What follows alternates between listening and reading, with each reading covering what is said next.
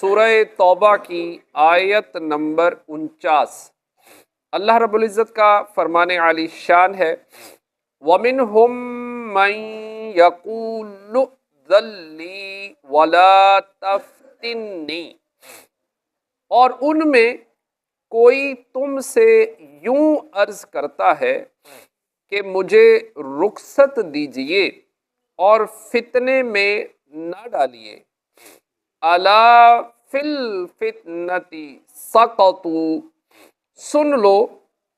وہ فتنے ہی میں پڑے، وَإِنَّ جَهَنَّمَ لَمُحِيطَةٌ بِالْكَافِرِينَ، اور بے شک جہنم گھیرے ہوئے ہے کافروں کو۔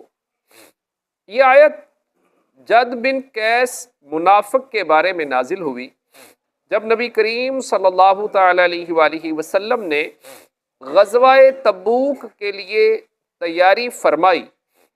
تو جد بن قیس نے کہا یا رسول اللہ صلی اللہ تعالی علیہ وآلہ وسلم، میں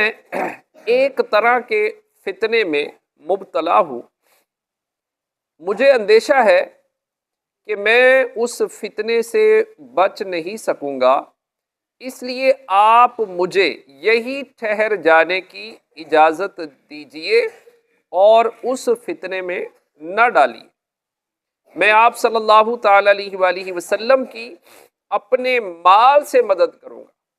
حضرت عبداللہ بن عباس رضی اللہ تعالی عنہما فرماتے ہیں کہ یہ اس کا حیلہ تھا اور اس میں سوائے نفاق کے اور کوئی سبب نہ تھا۔ رسول کریم صلی اللہ تعالی علیہ وآلہ وسلم نے اس کی طرف سے منہ پھیر لیا اور اسے اجازت دے دی۔ اس کے بارے میں یہ آیت نازل ہوئی۔ اس کا معنی یہ ہے کہ منافقین فتنے میں پڑ جانے کے اندیشے کی وجہ سے جہاد سے اعراض کر رہے ہیں، جیسا کہ اوپر ایک منافق کا قول گزرا ہے، تو فرمایا گیا کہ یہ تو اس موجودہ وقت میں بھی